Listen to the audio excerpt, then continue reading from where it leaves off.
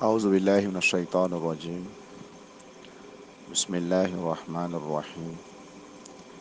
ثم الصلاة والسلام على رسول الله وآله وصحابه أجمعين. Je suis votre serviteur Imam Kouyaté Ibrahim Kaloulullah. Je réside en Côte d'Ivoire, Abidjan, commune de Makori. On est ensemble ce matin avec un thème qui est très important dans nos vies de tous les jours, qui est intitulé Quel est le rôle des musulmans dans la construction d'un pays qui vient d'un problème.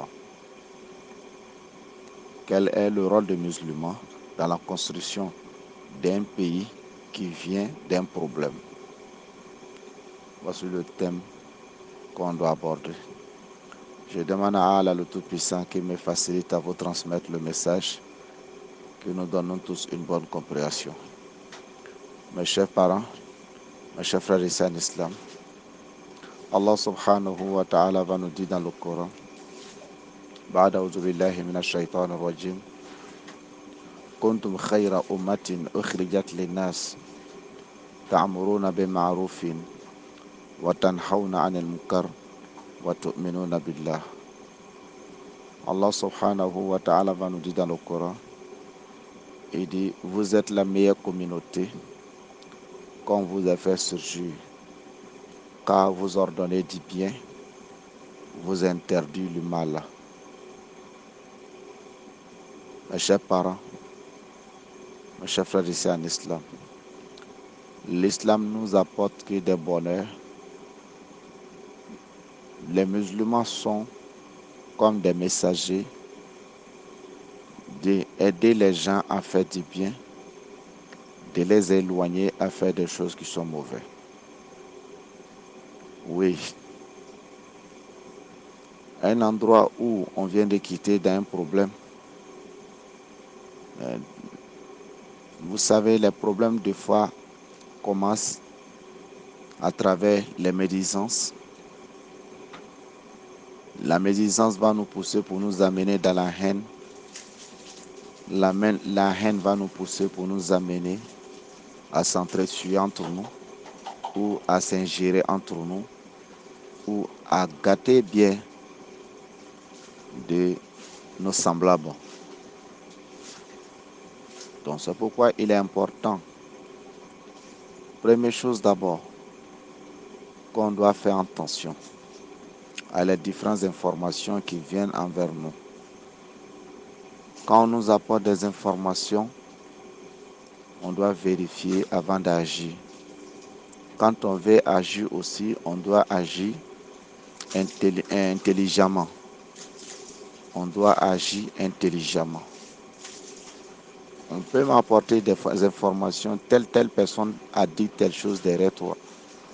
Telle personne a dit telle chose derrière cette peuple ou bien derrière ce tribu. Mais est-ce que la tribu doit s'élever comme ça? Non. Il doit vérifier l'information. Est-ce que c'est vrai? Oui. Et il a trouvé que c'est vrai. Mais comment il doit agir? Il doit agir intelligemment et gentiment. Comment? Parce qu'il y a des informations qui viennent des fois. Peut-être la personne, au moment qu'il disait ça, soit il était mécontent, ou soit il n'avait pas pensé que ça peut soulever certaines choses qui n'est pas bon. Bon, toi qui as reçu l'information, faut vérifier et puis faire attention. Fais attention. Vérifier bien avant d'agir. Quand tu veux agir aussi, il faut agir aussi intelligemment. Intelligemment, c'est quoi? Peut-être ce que lui n'a pas compris, toi tu dois comprendre. Car on est là pour se compléter. Il faut qu'on comprenne quelque chose. Nous tous, on est des frères. On n'est que seulement que des frères et des sœurs.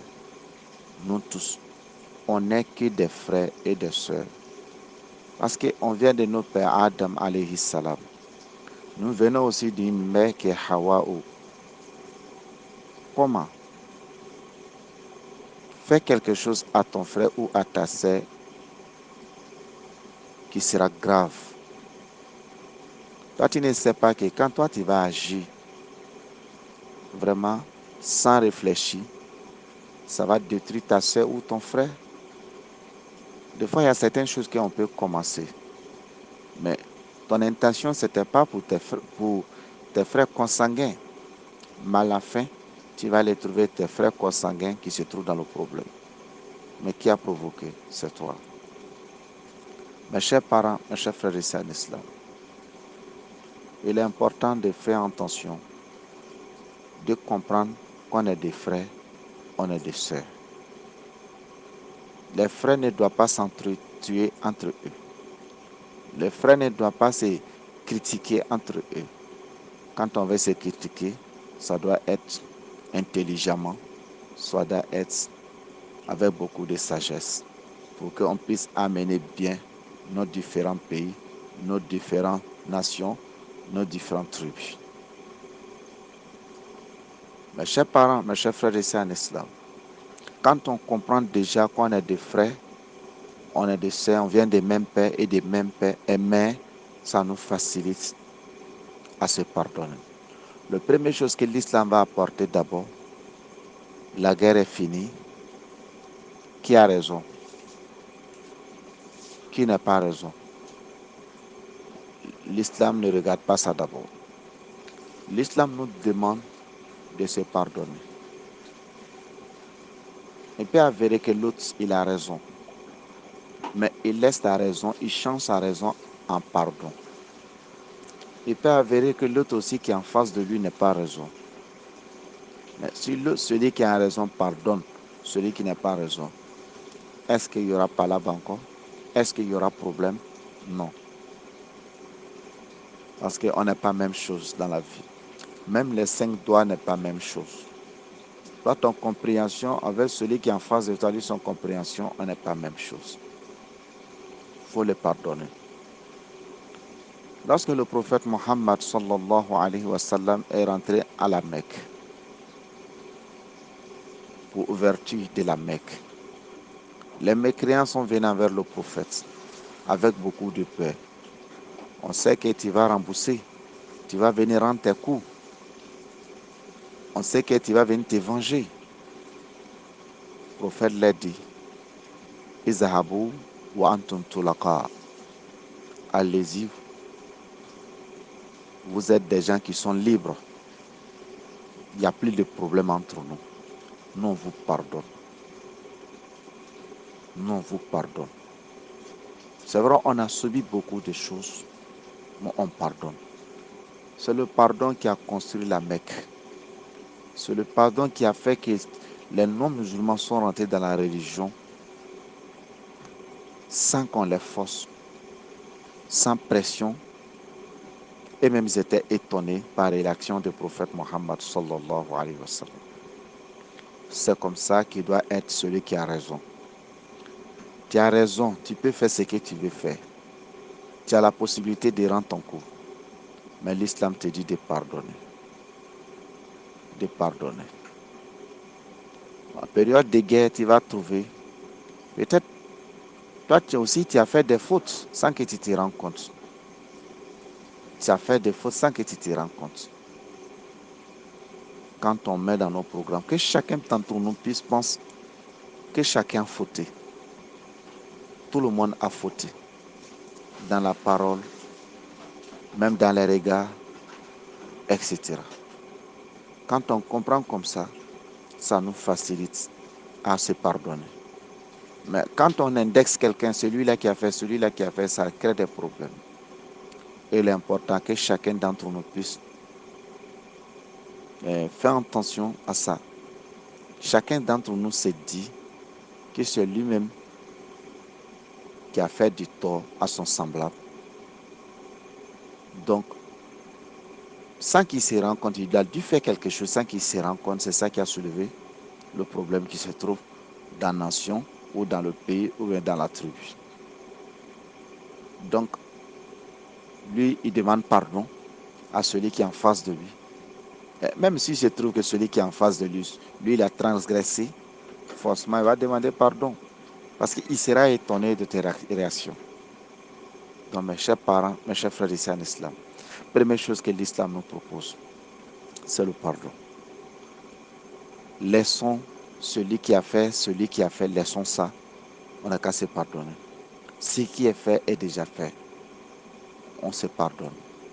On s'avance comme le prophète Mohammed sallallahu alayhi wa sallam a pardonné les habitants de la Mecque après avoir le persécuté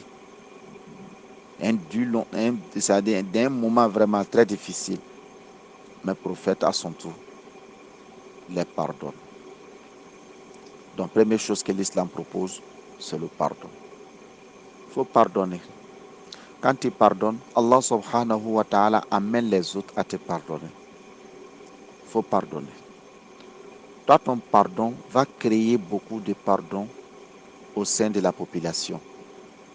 Ton pardon va arranger beaucoup de choses au sein de la population. Mais le contraire aussi peut créer beaucoup de dégâts au sein de la population. Donc, il est important qu'on puisse s'accrocher des pardons. Tout le monde a fauté. Mais qu'est-ce qu'on fait? On doit se pardonner. Ça, c'est la première chose. Deuxièmement, le respect. On doit se respecter. On doit se respecter dans la parole, dans nos comportements. Le respect arrange beaucoup de choses. Même si vous n'avez pas la même vision, si chacun respecte l'autre, il n'y aura pas de problème. Il faut qu'on se respecte. C'est vrai, on ne peut jamais avoir la même vision parce que les 5 doigts n'est pas la même chose. La manière que toi tu vois, peut-être moi je vois autrement. La manière que toi tu comprends, moi je peux comprendre autrement. Mais on doit se respecter. Tu peux amener tes idées, moi aussi j'amène mes idées. On s'aide pour construire le pays avec nos idées.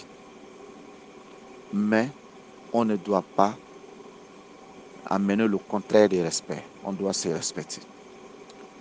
Le respect des droits de chacun est très important. Il faut respecter que c'est ton frère qui est en face de toi. Tu dois respecter ses droits. Tu dois l'aider même à avoir sa sécurité totale. Il faut le respecter. Lui aussi doit faire la même chose. Il doit te respecter. Tu ne dois pas insulter. Lui aussi ne doit pas t'insulter. Quand tu insultes quelqu'un, tu l'amènes à insulter toi-même plus que toi-même. Il va insulter d'autres personnes, même à ajouter sur toi. Mais quand tu le respectes, tu l'amènes à respecter plusieurs personnes qui se trouvent à ton entourage. Pour mieux construire notre nation, il faut qu'on se respecte. Les plus grands respectent les plus petits respectent les plus grands. Si on a ça dans nos sociétés, ça va nous arranger, avoir un bon coin, c'est-à-dire on va avoir la stabilité où on se retrouve. Que Dieu nous facilite. Le respect est très important que l'islam nous propose. Si le prophète ne respecte pas les mécréants allaient insulter la religion, ils allaient détruire la religion à travers les paroles. Mais le prophète les respectait. Il leur donner toutes sortes de respect. Ça, et aussi, ça les a amenés aussi à respecter même le prophète Mohammed sallallahu alayhi wa sallam. Donc, on doit se respecter dans la parole, dans nos comportements de tous les jours. Après ça,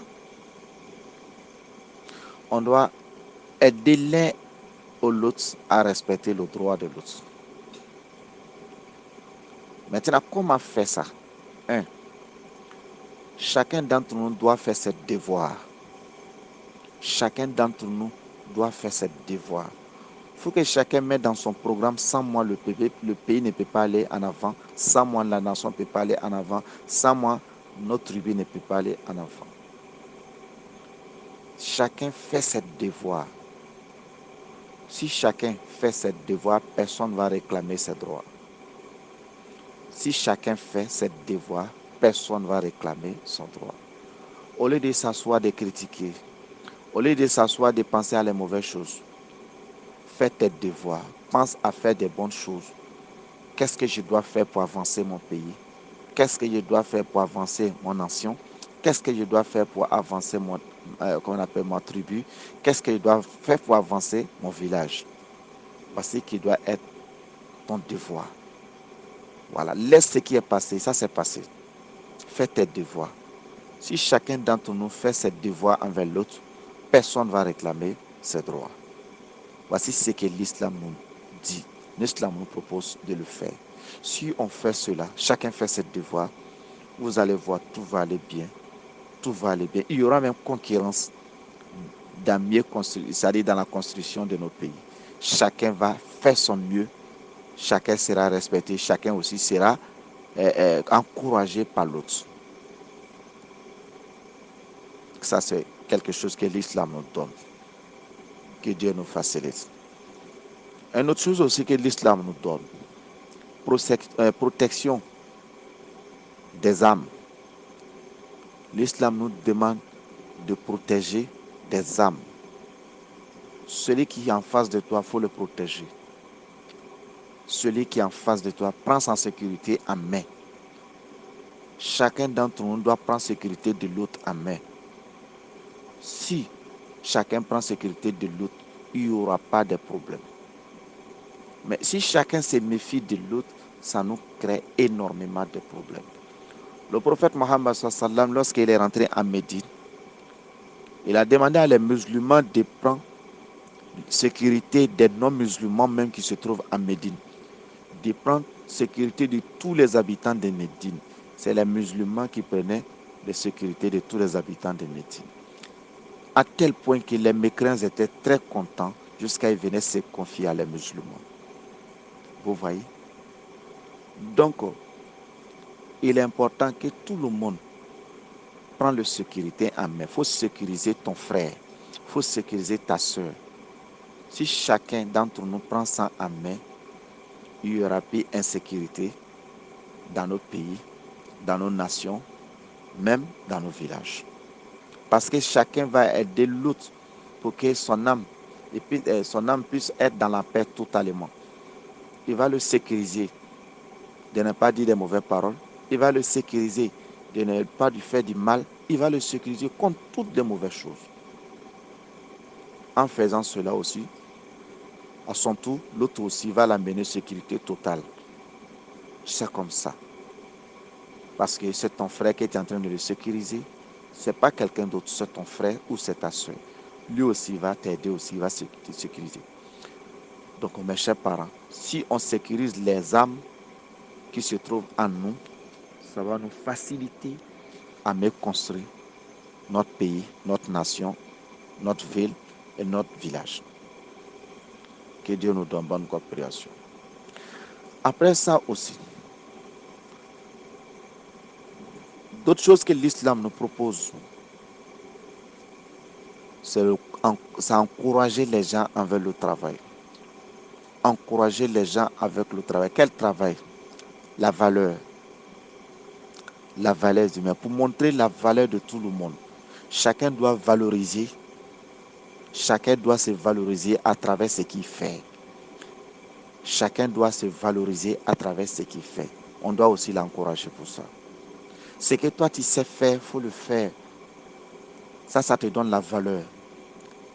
Ce que toi tu sais faire pour avancer le pays, fais-le. Ça va te valoriser. Ça va t'amener la valeur. Ça va avancer aussi le pays. Ça va amener les gens même à t'encourager. Parce que tu es en train de montrer qui tu es. Ta valeur, tu es en train de mettre ça en application. Ta valeur, tu es en train de, comment on appelle ça, mettre ça devant tout le monde pour qu'on puisse voir. Si tout le monde se valorise, vous allez voir le pays sera devant. Vous allez voir le pays sera devant. La nation même sera devant. Chacun d'entre nous a quelque chose. Chacun d'entre nous à quelque chose pour le pays ou pour la nation. Donc ce que tu as comme ta participation, il faut le faire.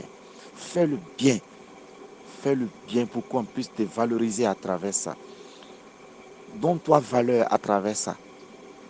En faisant cela, tu es en train de te donner valeur. En plus, tu es en train de donner valeur aussi à le pays.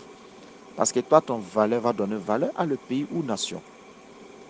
Donc, on doit s'encourager en faisant cela. Tout le monde sait faire quelque chose.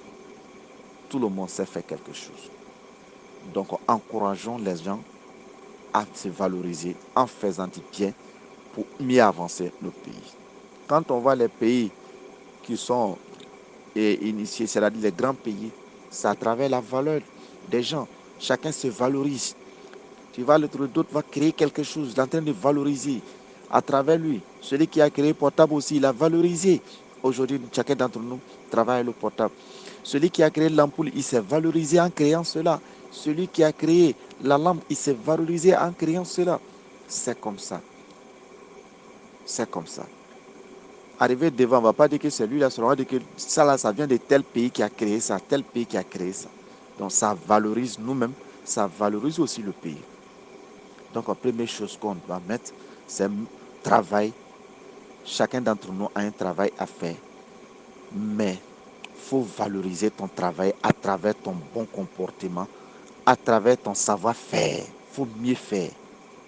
C'est ça qui va nous amener à mieux construire le pays. Après ça aussi, c'est que l'islam nous propose la pudeur. Il faut que chacun d'entre nous puisse avoir la pudeur. Si chacun d'entre nous a honte, ça va nous amener à garder nos valeurs. On peut avoir valeur, mais si on n'a pas honte, si on n'a pas la pudeur, on va détruire nos valeurs. On va détruire nos valeurs. Ah, c'est telle personne qui a fait ça. Lui-même va avoir peur que quelque chose vienne gâter pour gâter son valeur. Donc il faut que chacun d'entre nous puisse avoir la pudeur pour bien garder nos valeurs que Dieu nous a données. Donc la femme doit, comme on appelle, être très pudique pour bien garder la valeur que Dieu lui a donnée.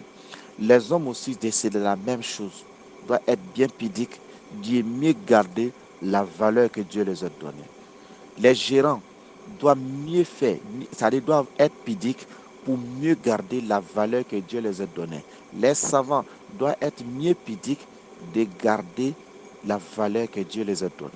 Quand on fait cela, nous allons avoir tout ce qui est bien dans nos pays, dans nos nations, dans nos tribus, dans nos villages. Voici certaines choses que l'islam nous donne. Voici des valeurs qui nous amènent à avoir tout ce qu'on a besoin. Tout ce qu'on a besoin. Parce que pudeur va nous amener à laisser certaines choses. À laisser certaines choses qui va faire que le pays sera mieux avancé quand on est pudique. Donc mes chers parents, mes chers frères ici en islam, la pudeur valorise nous-mêmes. La pudeur valorise le pays. La pudeur nous aide même à garder tous les biens du pays sans détruire. Donc voici ce que l'islam nous propose. Après cela aussi, l'islam va nous dire de mettre bénédiction maintenant devant. De prier pour nous ainsi que ceux qui vont venir après nous pour qu'ils soient plus forts que nous dans les bonnes choses. L'islam coordonne tout cela avec bénédiction. Ceux qui vont venir soient plus forts que nous. Nous sommes des hommes de valeur aujourd'hui. On n'a plus pudeur pour en tirer nos valeurs. Maintenant, on prie nos précédents, ceux qui vont venir après nous, puissent avoir plus que ça. Donc, ça doit être nos bénédictions de tout temps. Si on s'en donne à ça, chacun saura ce qu'il doit faire. Chacun va laisser ce qu'il ne doit pas faire. Vous allez voir tout ce qui se trouvait dans le pays sera bon. On va mieux traiter, on va mieux arranger. Il n'y aura pas de gaspillage, il n'y aura pas de destruction dans le pays. Voici comment on doit construire le pays. Voici comment on doit construire le pays. Que Dieu nous donne une bonne compréhension. Voici comment l'islam propose en gros. Il y a beaucoup de choses à expliquer, mais on va s'arrêter sur ça. On demande à Allah le Tout-Puissant qui nous facilite à mieux construire nos différents pays, qui nous facilite à mieux construire nos nations, qui nous facilite à mieux construire nos tribus. Que Dieu nous donne bonne compréhension. Sur ce, assalamu alaikum wa rahmatullahi wa barakatuh.